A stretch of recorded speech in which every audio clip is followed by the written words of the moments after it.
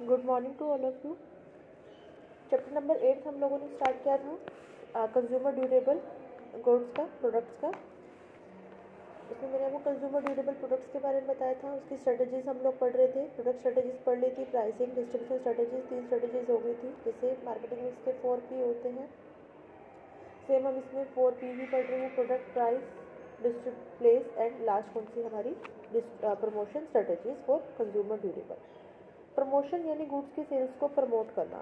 Promotional के tools क्या होते हैं? एडवर्टाइजिंग हो गया, पब्लिसिटी हो गया, सेल्स प्रमोशन हो गया, पर्सनल सेलिंग हो गया। ये हमारे प्रमोशनल के टूल है। जब भी हम गांव के उपभोक्ताओं की बात करते हैं तो माइंड में क्या आता है कि गांव के जो उपभोक्ता होते हैं वो कम पढ़े लिखे होते हैं, उनकी इनकम इतनी अच्छी नहीं होती। इनकम है तो वो इतना खर्च करना नहीं चाहते और खर्च भी करेंगे तो हर चीज़ को अच्छे से जज करने के बाद ही उस गुड्स को खरीदेंगे, अपने अमाउंट को खर्च करेंगे। रूरल कंज्यूमर जो होता है वो डिफरेंट होता है अर्बन कंज्यूमर से, इसलिए उनको कम्युनिकेट करना थोड़ा सा डिफ़िकल्ट है in comparison to urban consumer.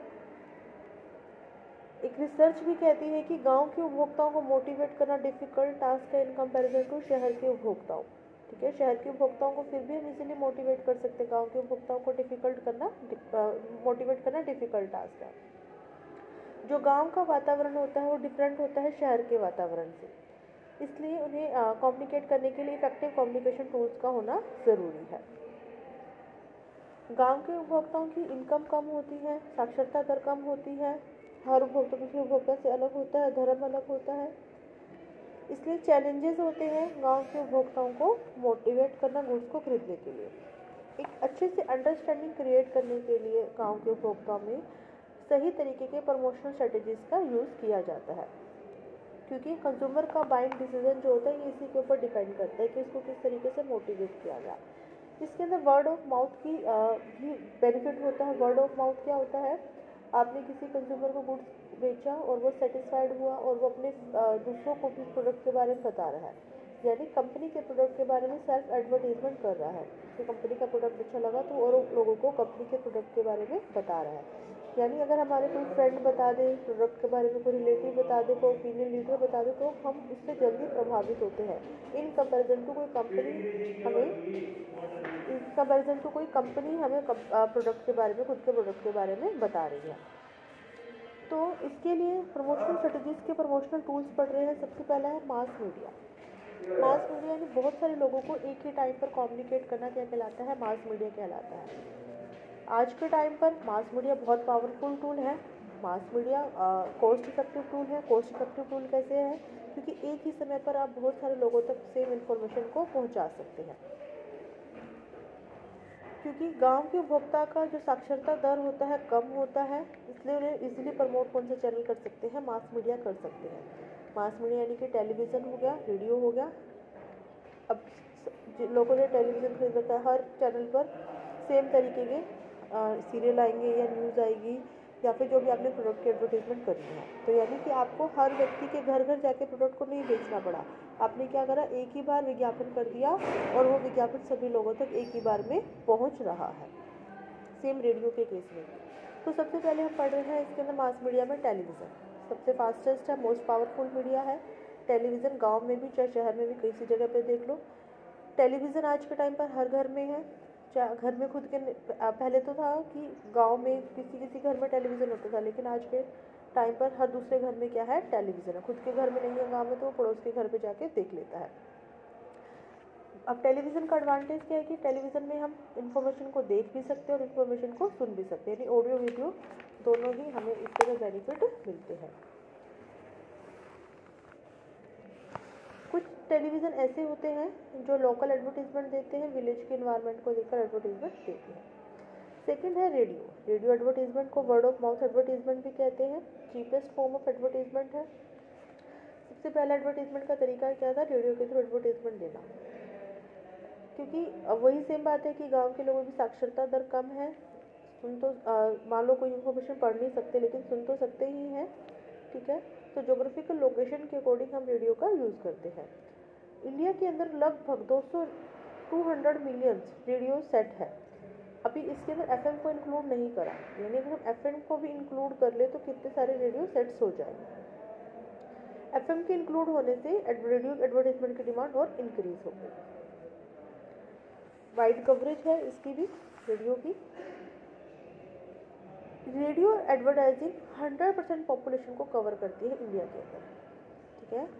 तो रेडियो में आप इंफॉर्मेशन को सुन सकते हैं। अब कोई भी मान लो सॉन्ग आता है रेडियो के अंदर, तो उसको सॉन्ग के स्टार्ट होने से पहले इतने सारा विज्ञापन दिखाते हैं, सॉन्ग के खत्म होने के बाद इतने सारे विज्ञापन दिखाते हैं। तो लॉट ऑफ एडवर्टाइजमेंट दिखाए जाते हैं किसी भी प्रोग्राम से पहले। बहुत सारे लिसनर होते हैं रेडियो के। तो हमने फर्स्ट मीडिया कौन सा पढ़ा है? Mass media. मास मीडिया मैंने आपको दो बताया, टेलीविज़न एंड रेडियो। सेकंड है आउटडोर मीडिया। आउटडोर मीडिया यानी कि जो हमारे घर के आसपास, घर के बाहर जो इस तरीके का मीडिया है वो मीडिया क्या कहलाता है? आउटडोर मीडिया कहलाता है। आउटडोर मीडिया को हम रूरल एडवर्टाइजिंग भी कहते हैं। पुराना तरीका है एडवर्टाइजमेंट का, मोस्ट कॉमन तरीका है। गांव में आज के टाइम पर इस तरीके का मीडिया यूज़ किया जाता है। एक ही समय पर लार्ज लोगों तक मैसेज को पहुंचाने के लिए इस मीडिया का यूज़ कर सकते हैं। आउटडोर मीडिया में पहला है वॉल पेंटिंग। वॉल पेंटिंग यानी दीवार के ऊपर पेंटिंग बना दी और मैसेज को शो करा। वॉल पेंटिंग शहरों में तो हम दीवारों पे पेंटिंग नहीं बना सकते। मान लो किसी की घर की दीवार पे पेंटिंग बना दी तो हमसे लड़ाई करने आ जाएगा। तो गांव के अंदर ही मोस्ट पॉपुलर वे है। गांव के लोग क्या सोचते हैं? दीवार पे पेंटिंग होगी, कोई बात नहीं, दीवार अच्छी लग रही है, दीवार की सफाई होगी। तो बहुत सारे लोकल मार्केटर या कॉर्पोरेट मार्केटर इस तरीके का यूज़ करते हैं।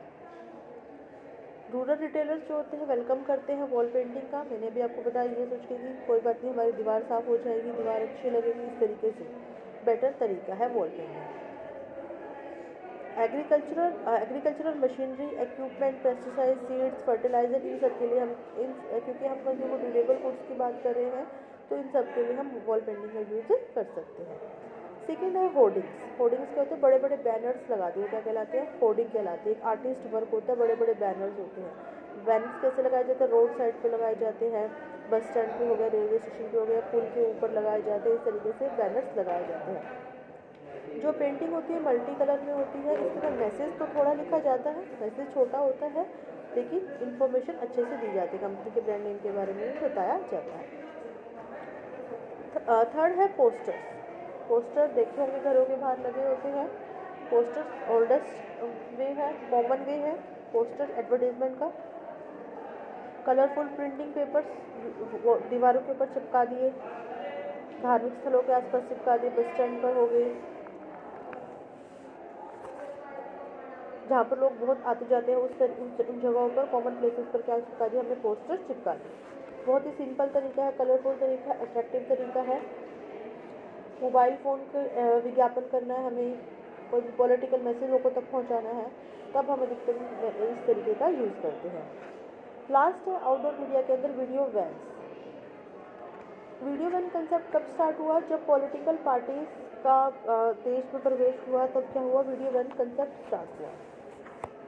वीडियो वैन में ऑडियो और वीडियो मैसेज दोनों दिखाया जाता है। अब यहाँ पर हम प्रोडक्ट के बारे में बात करें तो इलेक्ट्रिक प्रोडक्ट्स के लिए अधिकतर हम वीडियो वैन्स का यूज़ करते हैं।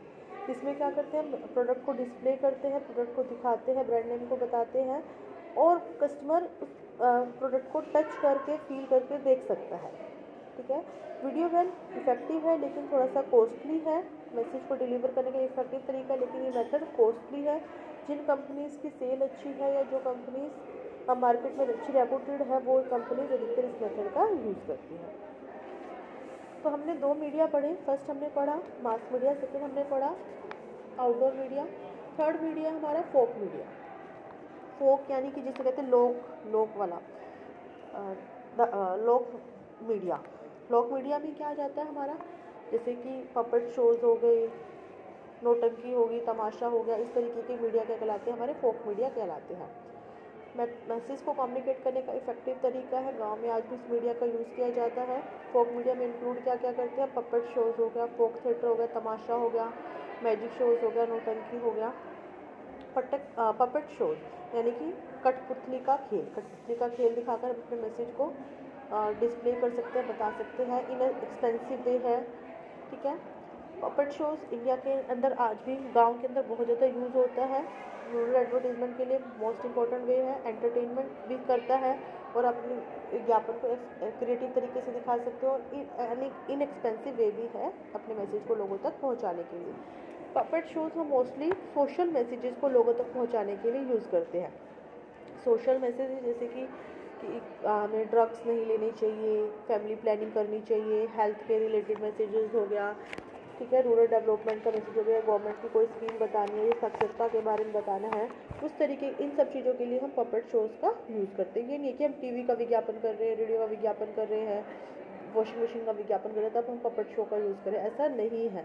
जो सोशल मैसेजेस लोगों तक पहुंचाने हैं उसके लिए हम पपेट शोज़ का यूज़ करें, जैसे बेटी बचाओ बेटी पढ़ाओ हो गया, इस तरीके से इन सब के लिए हम किसका यूज़ करते हैं, पपेट शोज़ का यूज़ करते हैं। सेकेंड है folk theatre. Folk theatre simple method है, एंटरटेनिंग मेथड है। It can also be informative हो सकता है, एजुकेशनल हो सकता है। फोक थिएटर क्या होता है, एक छोटा सा एक प्ले दिखाया आपके सामने, प्ले में क्या हुआ, एक मैसेज आप तक लोगों तक पहुंचाया गया, उस प्ले के थ्रू मैसेज लोगों तक पहुंचाया गया। जैसे कि शकुंतलम का एक प्ले है, जो भी हम इंग्लिश लिटरेचर में जितने भी नाटक पढ़ते हैं वो हमें किसके थ्रू दिखाए जाते हैं, फोक थिएटर के थ्रू दिखाए जाते हैं।